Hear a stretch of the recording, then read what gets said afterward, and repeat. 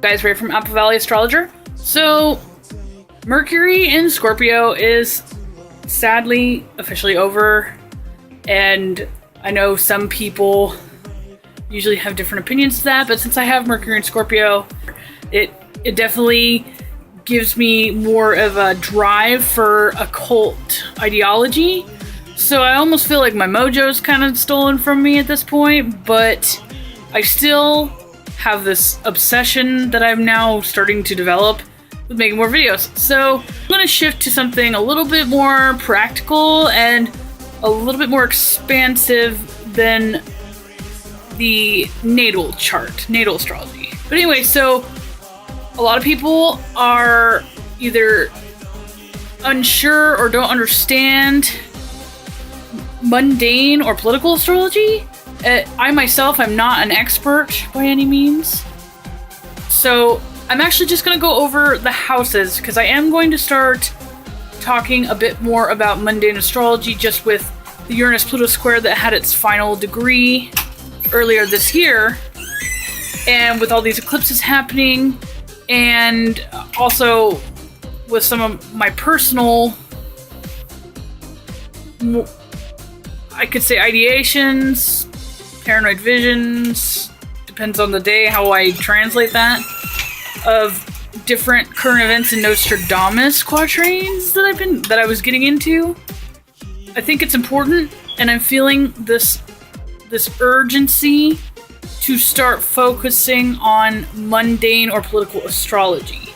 And even if that's a little bit of a far-fetched ideation that I'm starting to develop, we do have a political election cycle coming up. So getting a little bit more into this and potentially starting some dialogue with you guys and making some educated guesses or doing some chart mapping to determine, basically taking a stab at it or whatever, placing our bets on who will potentially win the next presidential election. This is the perfect time to start discussing those sorts of things. So I'm going to go ahead and go through at least the symbolism of the houses and at least introduce the basics of mundane astrology to my channel. So as I start to make videos more about this, I don't have anybody that's kind of lost if this is something new for you. So I got everything all filled out here. I elaborated a little bit more in writing than I probably usually do, just because, like I said before, this is not my forte. I'm familiar, but it's just good for me to write it all down so I don't forget anything. So we'll just go over them through 1 through 12 as per usual. The first house would represent the people, so we the people. I guess I'm using it, obviously, a constitutional reference if we're talking about the US, but obviously you could use this for any other national institution for reference. So it's just the public opinion, consciousness, well-being, and the general psychological dynamic of the people, which technically in psychological terms would be sociological because it's not correct.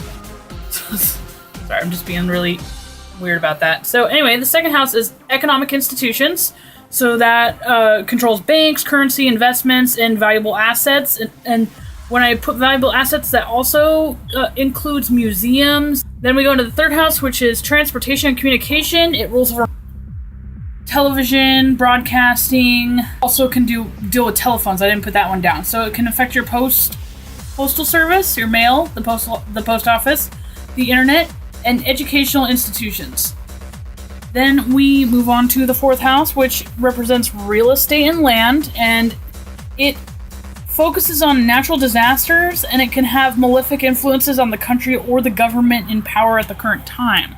Also, it represents the opposing political party. So in this case, it would represent the Republicans in the current election cycle going on right now. Then the fifth house is cultural trends and sociological institutions. So the interests and emotional state of the public, social events, anything that is a trend, like, for example, like Groupon or something like that, that would be considered in this kind of context. And then it also has to do with school institutions, and what I mean by that is actually the public school system. It's not for college or universities, this is just on the public school system for kids K through 12. And this also affects the birth rate since it has to do with children. Then the 6th house represents the Department of Labor, military homeland security specifically, and the medical and healthcare industry. So this has to do with healthcare that is accessible and available to the public, as well as the industry itself. And so it's represented by the public's health and source of nutrition. So this doesn't have to do directly with agriculture, because there's other houses that play into this. But this is more or less represented by the accessibility to food and drink or any of our nutritional resources. Then we move on to the 7th house, which is represented by foreign policy, international relations, and also our own our sociological interpretations and attitudes on marriage, and also how some of these things are playing out with women's rights, which the 5th house is also associated with that, but this is more the cause house and then the effect house. And so it can influence the effects of war and peace, also has to do with treaties and different kinds of alliances with other countries, business relations with international or within our country, mergers of corporations and companies, the public ethics, as I was saying, on marriage and divorce, and women's sociological influence. So this can be any kind of this feminism can be associated in this house. Also, the forever struggle, as far as I'm concerned, with women's rights to pro-choice will always be associated with that house as well. And then the 8th house is, not only does the 8th house represent Wall Street, Social Security, investments, and debt and credit, with other countries especially, it does have to do with death, funerals, and all those sorts of things as well, morgues, that sort of thing. I figured that was kind of self-explanatory, because as most of you are probably guessing by now, these houses, even though they represent different kinds of specific things and organizations, they obviously have a similar theme to the natal astrology house representation. So then we look here, and I wrote down it has relations to global market and international debt, so this would correlate with our debt with China, as well as the World Bank, and any kind of financial or economical strains that we're having. And I would definitely assume that this would have something to do directly with Syria and a lot of the BS going on over in the Middle East, since if it's news to you guys, we're kind of financially invested more or less in that area of the world.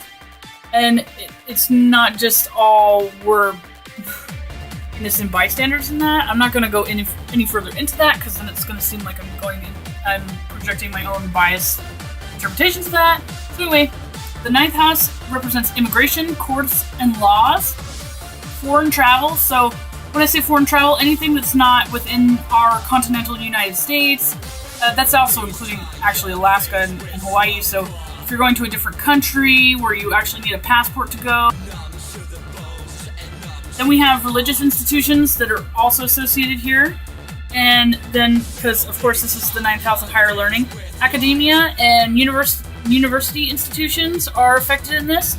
Also publications and opinion of the press. So the public opinion of our press, that's including obviously broadcast television, newsprints, how the executive press for the White House, that sort of thing. What we hear from public when it comes to any sort of news source is going to be associated with that. Then we move on to the 10th house. The 10th house is associated with influential persons. So not only is that the executive branch, the executive leader of our country at the time, but that's also celebrities and any kind of influential political powers as well. This also has associations with the political majority. So since our executive leader is Democratic, this would via the polarity of the 4th house, as I said earlier, represents Republicans right now. So the 10th house is represented by Democrats for the time being.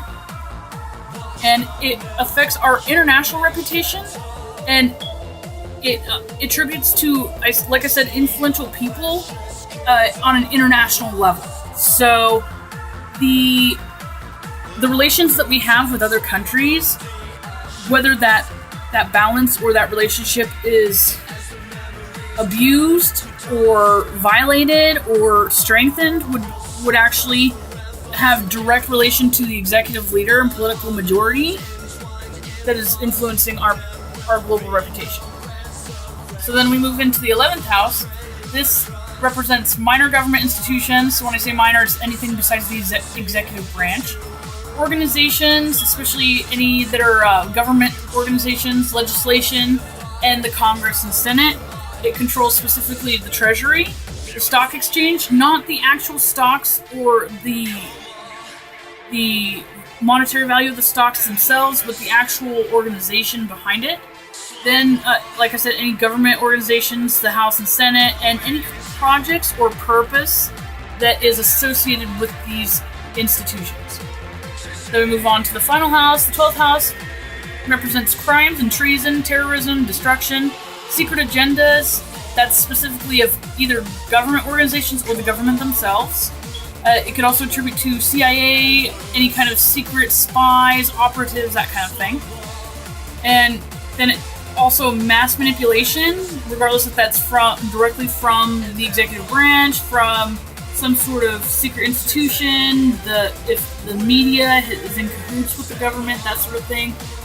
Any kind of mass manipulation where it's a big lie that is believed by everyone. I actually think of Hitler when I say that. Anyway, so it's I'm pretty sure I spelled that wrong. Forcible control, enslavement, martial law, any kind of forced or abuse of law, government conspiracies, and condemnation of its citizens. Slavery is also, I put enslavement, I guess. Any kind of abuse of the people, and also most people would know, just like in natal astrology, this represents imprisonment, so it could represent hospitals. Not necessarily you going to a hospital, but like the hospital as a collective. And it can represent federal or prison institutions. So it actually represents the same kind of concepts as the natal astrology 12th house, but just on a sociological scale. Essentially, most of these houses do, but when you go into some of the specifics, there's certain organizations and certain institutions that are associated with different houses, so that's why it's important to specify ahead of time instead of just telling people to assume that it's just like natal astrology house interpretations. So that's the general gist of that. If you have any questions or you want me to elaborate on anything else, feel free to share those comments below, either on my YouTube channel or my Facebook page. And thank you for watching.